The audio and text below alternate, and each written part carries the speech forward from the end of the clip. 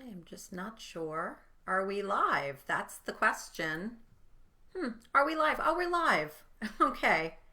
I think we're live now. All righty. Well, hello.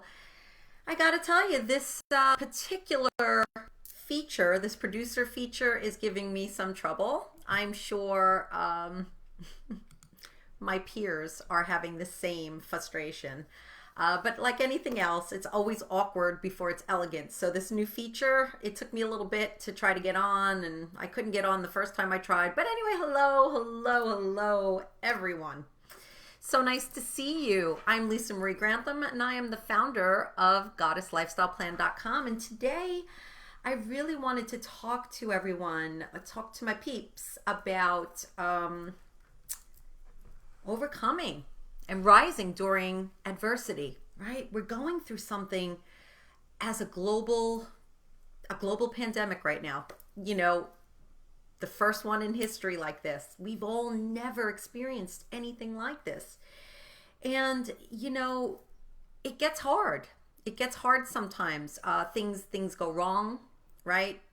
Many people are out of work. There's a lot of fear. There's many people dying. It's just a mess. It really is a mess. And I think part of, you know, being a thought leader and someone in the transformational coaching field and women's empowerment field, I think it's really important that I show up and say, you know, hey, it's okay to feel the way you're feeling. However, here's what would be more healthy and better serve you to think and do during this time. So I wanted to talk about this whole, like, you know, how do we rise? And what sparked this conversation for me was that we received yesterday some pretty upsetting financial news, Shannon and I. And we reacted very differently. And I was thinking a lot about his reaction, my reaction, what we came to at the end of it. And I'm just going to take a moment to lower this light. I think I'm blasting my retina out right now. Hold on a minute. Okay. I'm sure you enjoyed that close-up of my chin. But anyway, I was like, you know, trying to concentrate and I couldn't really see. Anyway, this is the week of Easter now. And it's all about resurrection, right? And if we look at resurrection symbolically, and I should mention that I was raised Catholic, and I don't consider myself religious. I consider myself more spiritual. However, I think the symbolism and the teachings of Jesus are amazing for all of us, whether you resonate with Christianity or religion or you don't. I think there's a lot of wisdom in there. There's a lot of ways that we can absolutely see our own story in those stories, the parables that are in the Bible and other sacred texts. So I never get triggered by that. And I should say that I was raised Catholic. And like I said, I do not resonate at all with any organized religion. I consider myself a spiritual eclectic. However, I'm married to a very religious man. He's Christian. He's very deeply rooted in Christianity.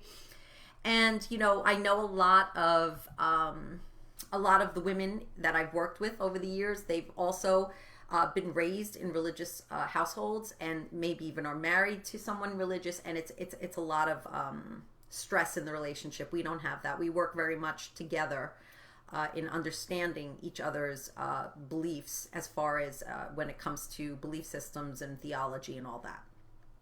But yesterday, we got some really very upsetting news, honestly, and I was very triggered by it. We are losing a substantial amount of money every month due to the COVID virus. Something we had coming in money wise is gone, and I was just like, oh my gosh, and I was triggered, like, how are we going to do this, and what are we going to do this, and oh my God, how are we going to make this work? And you know, I was in that triggered state, and I know that there are millions and millions of people that are feeling the same thing.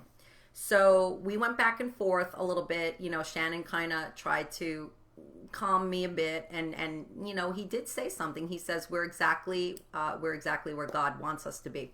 And I just want to say, for those of you who roll your eyes with the God and the Jesus and all that, I get it, but it doesn't trigger me at all. It's actually very comforting, because one of the things that I learned many, many years ago, and I've always seen religion as all paths lead to one. So what my advice to you is, if even hearing God in the masculine irritates you, is I allow it to change to the divine as soon as it hits like this part of my ear. I always say it's coming in, and then it hits there, and whatever it is, God, Jesus, whatever, it's higher power, it's the divine, and it goes in, because it really is the same. Faith is faith. You know, who you believe in, something bigger than yourself. And I really feel like it's time that this planet, that the people of this planet, stop getting all stuck on semantics. You know, for me, I take a stand where all paths lead to one. Call it whatever you want, but it's something bigger than ourselves. It's something to believe in that's bigger than ourselves, that's actually orchestrating something, divine intelligence that's orchestrating everything. And Shannon said to me, he says, well, babe, we're exactly where we're meant to be. And that was very comforting for me. You know, God has us exactly where we're meant to be. And I started to calm down after that. And then what transpired after is what I want to share with you. So once I got out of that fear state, like, oh my gosh, and I got frozen. And that's a lot of reaction, people's reaction, women's reaction when they're scared about something, they immediately freeze. It's like, oh my gosh, I'm frozen. I can't move. I can't think about anything but this. And of course, my mind is going to the worst case scenario. And once he said we're exactly where we're meant to be, I said, you know what? You're right. Thank you for that. We are exactly where we're meant to be. So now what? So let me backtrack from there. That's where we were yesterday, right? And then today I was like, well, this is Easter week. How interesting. And Easter is really about, this is glitching, and I hope you're hearing me. Honestly, I don't see if anybody's on here or not, so this is weird. And I'm just going to keep going, and I'll figure it out later. But hopefully you're seeing me. And I don't know if there's any comments or what have you, but whatever. This is a crazy little thing, this producer. So Easter really means it's about the resurrection of Christ, of Jesus. And what that means, when I look through a magical lens at that, it means looking at it symbolically. And I was like, well, you know, what about if I focused on the miraculous this week? What about if I focused on possibility? What about if I focused on really calling in those miracles, instead of focusing on what just happened? This money got like swiped away from us. Nothing to do with anything we had. You know, it's I owned a business up in New York, and I sold it, and there was still a note being paid on it, and the business went out of business because of the COVID virus. And I got news yesterday, and it was just like, oh my gosh, this is horrible. This is not what I planned. What the hell? And it is in how we respond to things. So when you're in fear and in that trigger, it's just like I get frozen, and that's just never a resourceful place. That frozen, like, oh my God, the sky is falling, everything is turning to shit, and I don't even know what to do, right? And maybe you're feeling that as well. So I wanted to say that this is a week in particular of miracles, of rising through the worst case scenario, really.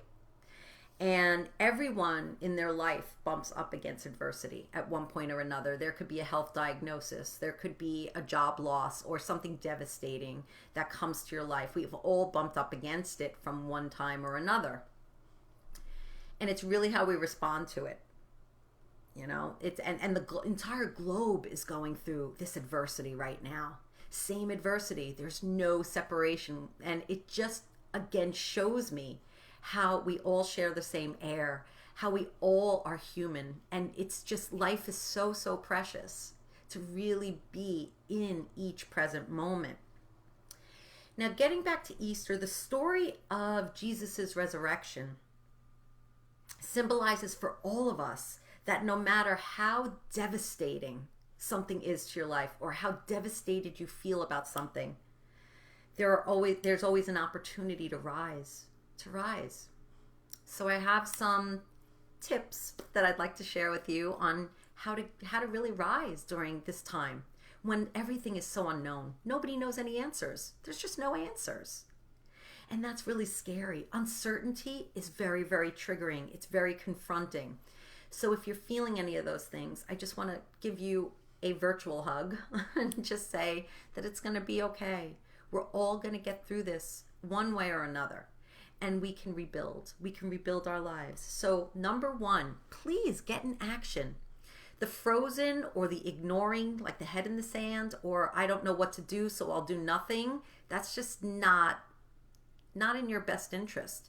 You want to get into action. You want to definitely start looking towards opportunity. And to me, when I'm looking at fear this way, if I turn the other cheek and look this way at what's possible, or what can I create, or what the hell can I get moving, the energy moving, like just really working and activating the element of fire, just really working on something and looking towards something, things start to move, the energy starts to go, and you get these little opportunities or breadcrumbs that lead you on a trail that hopefully will get you out of whatever it is that you're feeling stuck about or in deep fear about.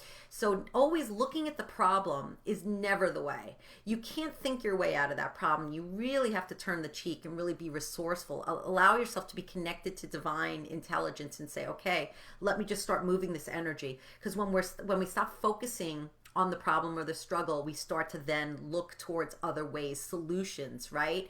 I always call myself a solutions gal, and I really am. This was a particular situation where I really got stuck yesterday, and thank all that's holy that I'm married to someone that says, babe, we've got this, and we're exactly where we're meant to be. And I was like, it was like just that, you're right. Okay, let me turn the other cheek. So if I'm that person for you today, then I'm thrilled to be, honestly. So not everybody is as lucky to have a partner or a family, close family, that will say that to them. So just hear this, get in action. So if you need to apply for unemployment, start applying for it. If you don't know how or where, start Googling it. Listen, there's never a lack of resources. There's a lack of resourcefulness. Google it. Ask Siri. Ask Alexa. Everybody probably knows where it is. We just have to start asking the right questions, right? Apply for your unemployment. Apply for loans if you're a small business owner and you're truly impacted by this. You know, there are things set up or systems set up and money set up by the government to help us through this. This is a global issue. It's not about us. It's not individually about us. It is a global problem. So there are solutions. We just have to start moving that energy and working towards trying to get those answers. Please stop watching the news all day. I cannot emphasize this enough. Nothing bumps me out of my high vibe or my lens of possibility more than watching the news. It literally sucks the life out of me. And you know, if you've been following my work for a while, I speak very candidly about it, that my husband likes the news. He likes to know what's going on. And I'm sure there's lots of people like that, but I'm going to tell you, it just completely makes me feel ill when I watch the news.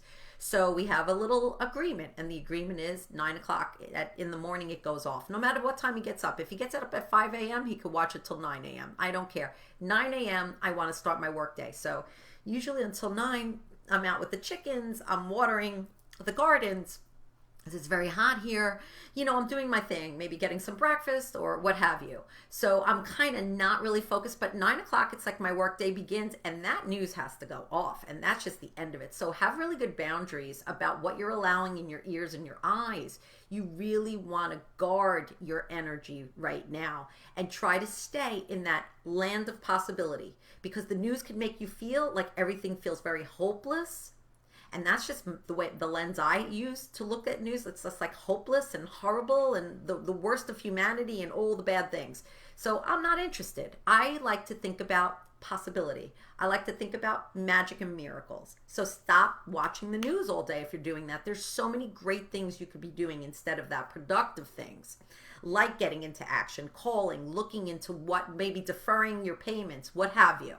Just get in front of this as best as you can. And then, of course, the big thing for me, living magically is about creating your life in the vision you want it to be.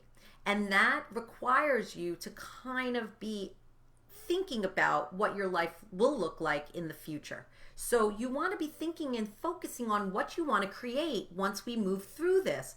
Some of what's going on might be a blessing and we don't even see it yet. It might be a pivot in what you do as a career. It might be a start of something new. One of the, there's just so many ways to recreate your life. And what you want to be doing is thinking about, what do I want my life to look like post this pandemic crisis? I don't know if we'll ever truly be out of everything. This might have changed the way we do life in general. Who knows? It's an unknown. But the thing is, there'll always be a new normal. So what does that look like for you, and what do you vision your life to look like and be like, and what experiences do you want to have? So be thinking about what's coming and be preparing. Right now, Shannon is planting because he's home. He's not able to be working. And the thing is that he's making use of each and every day that he's stuck home. He's not just waiting it out. He's literally planting seeds for the future. And if you're on my Facebook page, you'll see we're doing some crops here. We're kind of pivoting away from palm trees and to move into other crops to grow here on our property, on the farm. And that's his thing, and he's working towards it every day a little bit, which is great. And that's what I mean by that. What could you be working on now which will seed the future for you? And then also look to the future in a way that, what does your soul crave? What is your soul asking of you? What do you want to do, be, have, become, or experience? Who do you want to become? I always say, I think about the woman I desire to be or to become. And then I start acting as if, if that's who I desire to be, well, what would she do? And what time would she get up? And how would she do this? And then I start kind of clicking into alignment with that vision, and then it just pulls me forward. I become her. So really be thinking into that. And finally, my last tip is be kind. Listen, here's what's going on. We're all cooped up with the people that we're closest to, our nuclear family. And the thing is that they know how to push buttons, right? We all know how to push each other's buttons. So you want to be kind as much as possible. We just kind of came over the Libra full moon, and Libra is all about partnership and all about our relationships. So, just be kind. Sometimes that's not, Shannon's better at that than me, I'll be honest with you. But sometimes I just get a little teeth, I get a little teeth going.